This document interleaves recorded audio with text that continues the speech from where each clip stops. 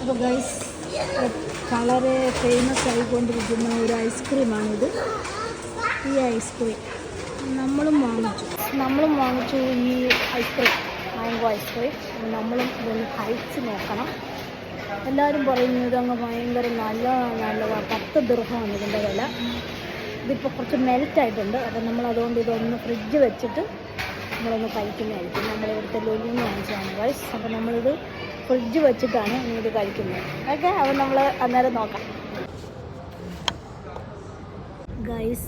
അപ്പോൾ നമ്മൾ ഈ മാംഗോ ഐസ്ക്രീം കഴിക്കുവാണ്. പക്ഷെ ഇതെല്ലാം മെൽറ്റായിപ്പോയി, എന്നാലും വേണ്ടില്ല. നമ്മളത് വീട്ടിൽ ചെല്ലുമ്പോഴത്തേക്ക് ബാക്കിയും കൂടെ മെൽറ്റാവും. അതുകൊണ്ട് നമ്മളിപ്പോൾ ഇവിടെ കഴിക്കുകയാണ്. ഇതിൻ്റെ ടേസ്റ്റ് ഒന്ന് നോക്കാൻ വേണ്ടിയിട്ട്.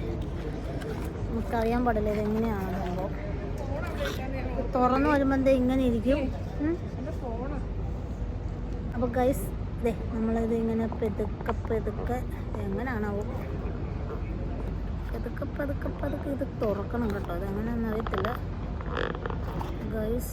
ഇത് തുറക്കണത് എങ്ങനെയാണെന്ന് അറിയത്തില്ല. ഓക്കെ, ഇങ്ങനെ നമ്മൾ എടുക്കുമ്പോൾ ഇതിനകത്ത് അയ്യോടാ ഒരു കമ്പ് വരും. പക്ഷേ അത് ഇങ്ങനെയാണ് കേട്ടോ.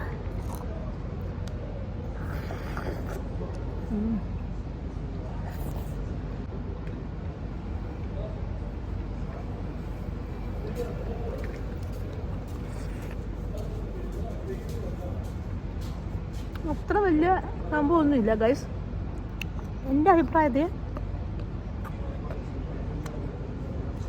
നമ്മൾ സത്യസന്ധമായിട്ട് പറയുകയാണെങ്കിൽ ഇതിനേക്കാളും നല്ലത് നമ്മളൊരു സാധാരണ ഐസ്ക്രീം വാങ്ങിച്ചു കഴിച്ചാൽ ഒന്നുമില്ലെങ്കിൽ അത് കഴിച്ചെന്നുണ്ട്. എൻ്റെ അഭിപ്രായത്തിൽ വലിയ നല്ലതൊന്നുമല്ല, വളരെ വലിയ ഒന്നുമില്ല. ഓക്കെ, അപ്പം നിങ്ങൾക്ക് വേണമെങ്കിൽ പിന്നെ കഴിക്കാം എന്ന് മാത്രം. ഇതുണ്ട എല്ലാവരും പോയി. അപ്പോൾ ഗൈസ് നമ്മളത് മുഴുവനും തിന്ന് കണ്ട ഒരുമാതിരി ചാളഞ്ഞ് പറഞ്ഞ് മൊത്തമായി. അപ്പം എൻ്റെ അഭിപ്രായത്തിൽ നിങ്ങൾ വെറുതെ 10 ദിർഹം കൊടുത്ത് വേസ്റ്റാക്കി കളയണ്ട.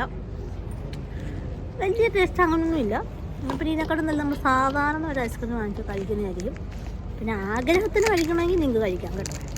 എനിക്ക് തെറ്റൊന്നുമില്ല. അപ്പോൾ ഓക്കെ, ബൈ.